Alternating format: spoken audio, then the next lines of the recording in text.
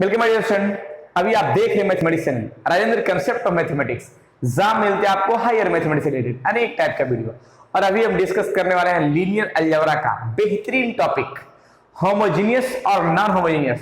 जो non homogeneous के बारे में मैंने पिछले लेक्चर में बहुत सारा थ्योरी दिया है और उस पर एग्जाम्पल भी बताया और बहुत सारे क्वेश्चन भी डिस्कस किया मैंने।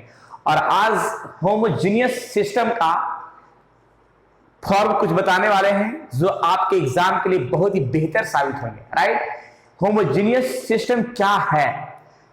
नॉन होमोजेनियस के बारे में तो बता चुके हैं, लेकिन होमोजेनियस के बारे में बताते हैं इस लेक्चर में और पूरी तरीके के साथ। ये टॉपिक उन विद्यार्थियों के लिए है जो विद्यार्थी इंजीनियरिंग मैथमेटिक्स के हैं, अर्थात बीटेक कर रहे हैं या फिर बीएससी कर रहे हैं या एमएससी कर रहे हैं या किसी कॉम्पिटिटिव की तैयारी करने वाले हैं, जैसे कि सीएसआईआर नेट, आईआईटी एग्जाम, इस तरह के अनेक कंपटीशन की तैयारी करने वाले विद्यार्थियों के लिए इस चैनल पे बहुत ही बेहतरीन तरीके के साथ वीडियो अपलोड किया जा रहा है। राइट, और टोटल आपके सिलेबस का बेहतरीन ट्रिक के साथ भी क्लियर किया जा रहा है। राइट, तो चलते हैं होमोजेनियस का थोड़ा सा डिफिनेशन लिखवाते हैं, उसके बाद इसका आगे का फॉर्म हम term step to step clear करेंगे। राइट, चलिए देखते हैं इसका डिफिनेशन क्या होता है।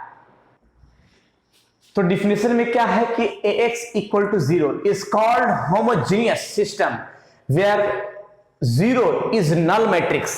0 is o बोलिए, 0 बोलिए, 0 को null matrix बोलिए या 0 matrix बोलिए। राइट, और मैंने एग्जांपल बताया है कि 3x - 4y equal to 0, x + 5y equal to 0। यानी देखिए, पहले हम बात करते हैं इसके पहले लेक्चर का, तो मैंने नॉन होमोजेनियस बताया है। तो नॉन होमोजेनियस इक्वेशन तभी होगा जब इक्वल टू यहां पे कोई रहेगा फॉर्म, जीरो नहीं रहेगा, यहां पे बी रहेगा। मैंने बताया हुआ, याद कीजिएगा कि ax इक्वल टू बी रहेगा, लेकिन वो होगा नॉन होमोजेनियस इक्वेशन। लेकिन होमोजेनियस इक्वेशन के लिए ax इक्वल टू यहां पे 0 होना चाहिए। इक्वेशन कैसा होना चाहिए कि जो इक्वेशन में x और y रहेगा उसके बराबर में ओनली 0 ही रहेगा।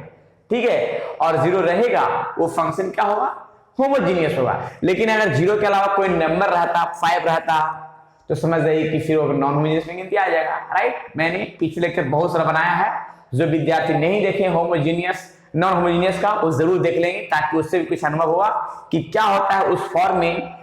कंसिस्टेंट, इनकंसिस्टेंट, सब सारा कहानी उसमें क्लियर किया गया है। राइट, और देखिए इसमें हम ये x और y के लिए है, तो हम और भी इक्वेशन के एग्जांपल ले सकते हैं। देखिए ऐसे x + 5y - z equal to 0, 5x - 2y + 8z equal to 0, 7x + y - z equal to 0। देखिए इक्वल टू 0 आ गया तो समझ जाइए कि होमोजेनियस इक्वेशन का है।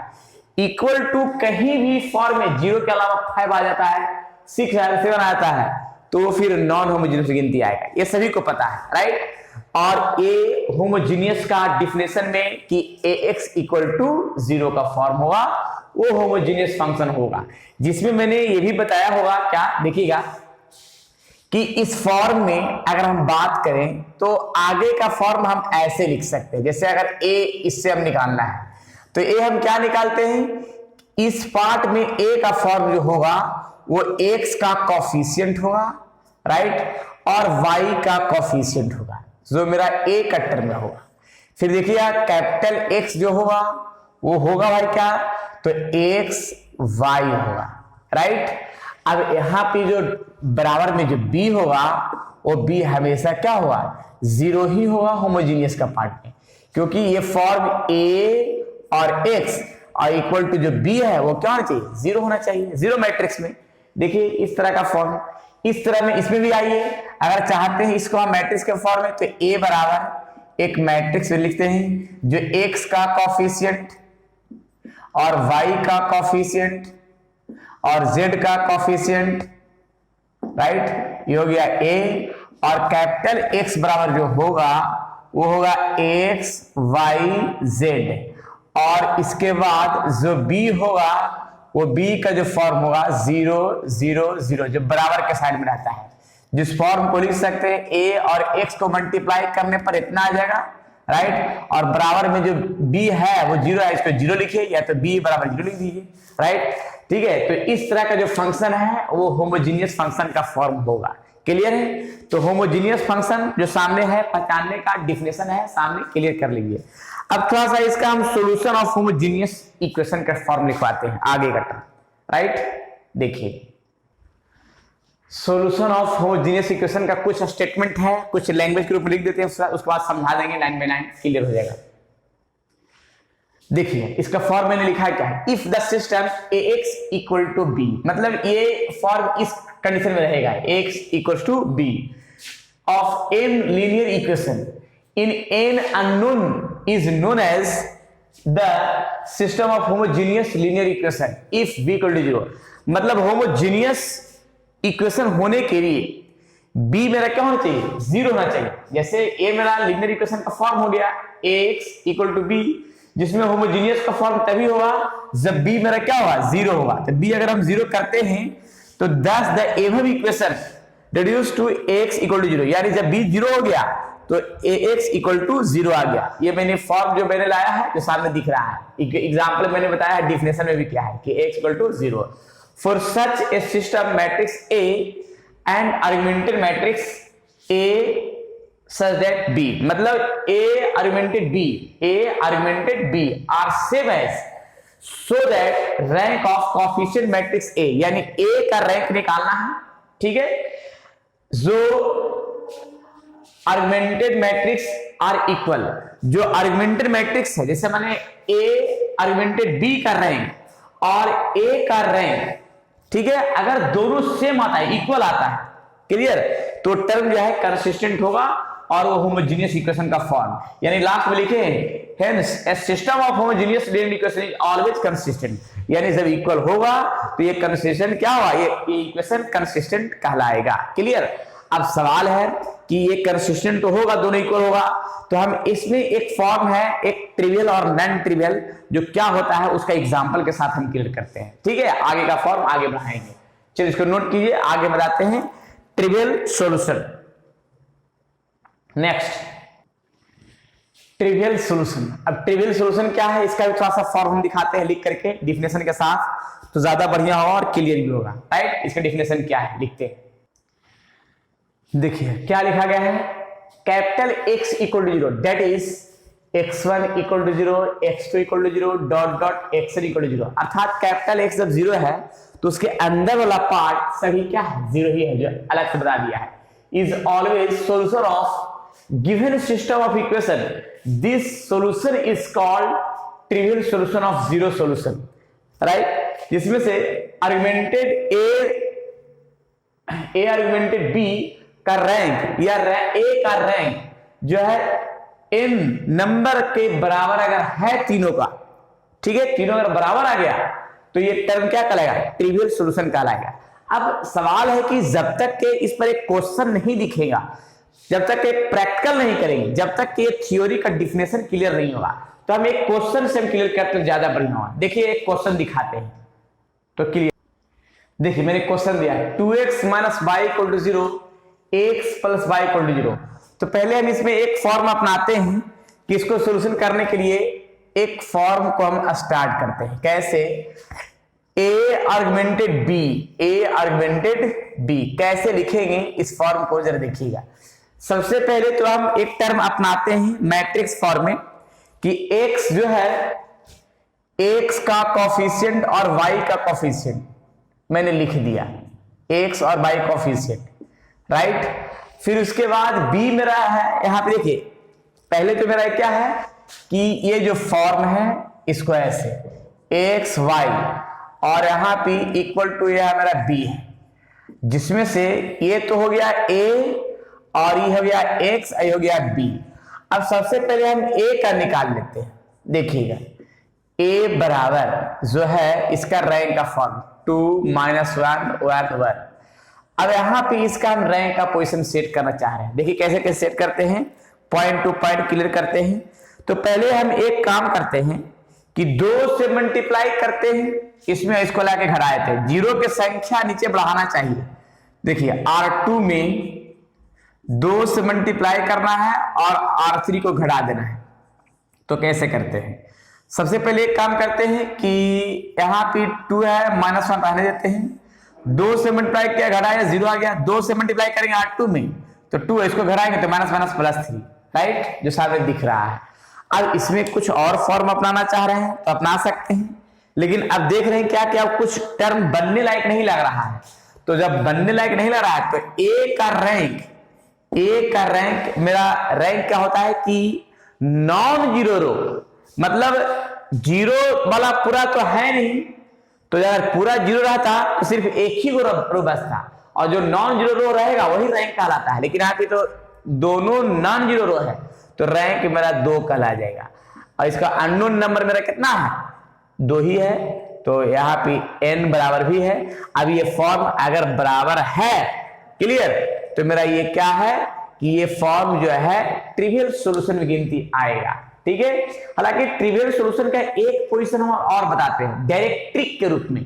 ट्रिक के रूप में बताते हैं क्या कि अगर किसी मैट्रिक्स का हम ऐसे फॉर्म अपनाते हैं, अगर किसी मैट्रिक्स का, देखिए ट्रिक यहां लिख देते हैं, ट्रिक क्या है कि अगर मैट्रिक्स ए है, इसका हम डिटरमिनेंट निकालते हैं, अगर 0 के बराबर नहीं आता है वही ट्रिवियल सॉल्यूशन कहलाएगा। देखिए हम इसका डिटरमिनेंट निकालते हैं, ये ट्रिक समझिए। तो 2 और -1 प्लस यानी कितना आ गया 3, जो 0 के बराबर नहीं है, ये डायरेक्ट ही कहलाएगा डिटरमिनेंट नॉट इक्वल टू 0, ये ट्रिवियल सॉल्यूशन। क्लियर, ये हो गया ट्रिवियल सॉल्यूशन। इसको हम बोल सकते हैं एक ट्रिक के रूप में। क्लियर है ना? एक ट्रिक अगर जाने कि डायरेक्ट हमको अगर पूछा जाए तो ट्रिवियल हुआ कि नहीं, तो इसके लिए डायरेक्ट डिटरमिनेंट निकालिए ए का। अगर 0 के बराबर आता है तो नॉन ट्रिवियल कहलाएगा, 0 के बराबर नहीं आता है तो ट्रिवियल कहला जाएगा। बस शॉर्ट तरीका याद रखिएगा।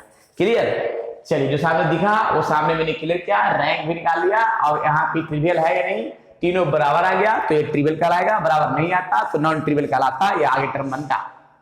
चलिए आगे का फॉर्म, अब थोड़ा सा नॉन ट्रिवियल का डिफिनेशन लिखा देते हैं, ज्यादा बढ़िया हुआ, क्लियर भी हो जाएगा। ठीक है, तो ट्रिवियल सबको समझ आ गया है। अब थोड़ा सा नॉन ट्रिवियल को चलते हैं तो ज्यादा बढ़िया है और क्लियर भी कर देते हैं।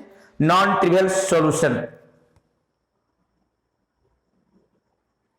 चलिए नॉन ट्रिवियल सॉल्यूशन का जानकारी देखिए। मैंने डिफिनेशन लिखा है कि the system will have non trivial solution if and only if the rank of the coefficient matrix is less than the number of unknown augmented rank A और B का rank और ए का रैंक दोनों equal हो, but unknown number जो है उससे कम हो इसका रैंक, राइट, तब कहलाएगा नॉन ट्रिवियल सॉल्यूशन। अब इस पर एग्जांपल दिखाते हैं।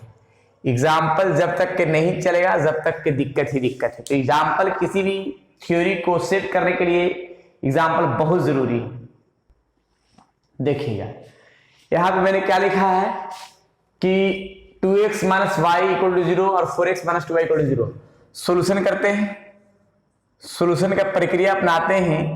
तो यहां का जो फॉर्म है, x का कोफिशिएंट 2 है, 4 है, y का कोफिशिएंट -1 है, -2 है, और यहां हो जाएगा x y और बराबर में हो जाएगा क्या 0 0।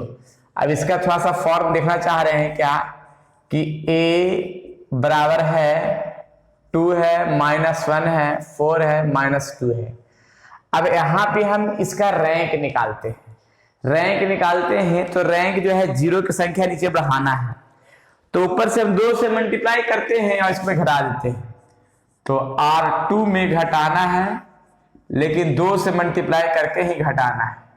तो देखिए क्या करते हैं, और यहाँ पे 2 हो गया, -1 हो गया, 2 से मल्टीप्लाई कर घटाएंगे 0, 2 से मल्टीप्लाई करेंगे -2 और घटाएंगे तो -1 + 0। ठीक है, अब तो 0 की संख्या अब नहीं बढ़ेगा तो इतना ही रह गया। अब अगर पूछा जाए रैंक कितना है वहां, तो रैंक तो है मेरा क्या कहलाएगा, रैंक ये कहलाएगा नॉन जीरो रो, यानी ये पूरा 0 हो गया खत्म, तो रैंक मेरा 1 कहलाएगा।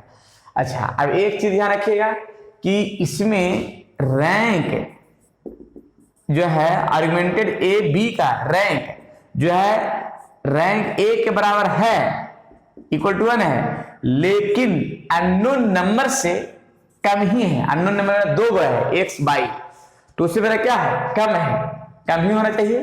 ठीक है, तो 2 है तो 2 से कम मेरा 1 है ना, 2 से कम ही होना चाहिए। अब कम होगा तो एक चीज ध्यान रखिएगा कि ये हो गया नॉन ट्रिवियल सॉल्यूशन का फॉर्म। क्लियर? तो नॉन ट्रिवियल सॉल्यूशन के लिए ये टर्म बेहतरीन है, इसको हम बोल सकते हैं इनफिनाइट सॉल्यूशन, बोल सकते हैं infinite solution, infinite solution, infinite solution बोलेंगे ही, और नॉन ट्रिवियल सॉल्यूशन भी बोलेंगे, नॉन ट्रिवियल सॉल्यूशन। राइट? ये प्रक्रिया है जो सामने दिख रहा है। तो इस तरह से इस फॉर्म को हम सेट कर सकते हैं जो सामने दिखा। ऐसे हम ट्रिक के रूप में हम जानते हैं क्या, अगर चाहते हैं कि ट्रिक के रूप में जाने, तो अगर डिटरमिनेंट 0 आता है, देखिएगा ट्रिक, अगर डिटरमिनेंट 0 अगर आ गया, ठीक है, देखिए डिटरमिनेंट मान लीजिए निकालते हैं इसका, यही मैट्रिक्स है, तो -4 और +4 इक्वल टू क्या आ गया, 0। अगर डिटरमिनेंट 0 के बराबर आता है तो नॉन ट्रिवियल सॉल्यूशन होगा, नॉन ट्रिवियल सॉल्यूशन होगा, डायरेक्ट चेक कर सकते हैं। क्लियर? शॉर्ट तरीके के माध्यम से। क्लियर है? तो इस तरह से हम ट्रिवियल और नॉन ट्रिवियल का कहानी जाने जो सामने दिखा, पूरी प्रक्रिया डिटेल से। क्लियर है? नोट किया जाए। चलिए, तो मैंने आज जो बताया है इस फॉर्म को थोड़ा ध्यान रखना है, और बाकी विशेष जो है इसका और डिटेल जानकारी method of solving homogeneous equation को नेक्स्ट वीडियो में डिस्कस करेंगे कि और क्या क्या इसका पार्ट होता है। राइट? तो आज इतना ही, और इसको अच्छे से पढ़ेंगे, पूरी तरीके से पढ़ेंगे, और कोशिश पूरी मजबूती के साथ करेंगे ताकि कोई दिक्कत ना हो सके। राइट? चलिए ठीक है, तो आज इतना ही, बाकी विशेष नेक्स्ट वीडियो में। जब तक के लिए आप लोग खुश रहिए, स्वस्थ रहिए और मस्त रहिए, पढ़ते रहिए homogeneous system, equation, linear algebra का ये मैट्रिक्स लेसन का ये टॉपिक है, होमोजेनियस और नॉन होमोजेनियस, जो आपके एग्जाम के लिए बहुत ही बेहतर साबित होंगे। राइट? चलिए ठीक है, अगर पढ़ाई समझ आ रहा है तो विद्यार्थियों में जरूर शेयर कीजिएगा ताकि उनका भी संपूर्ण पढ़ाई हो सके। क्लियर? चलिए ठीक है, फिर मिलते हैं नेक्स्ट वीडियो में।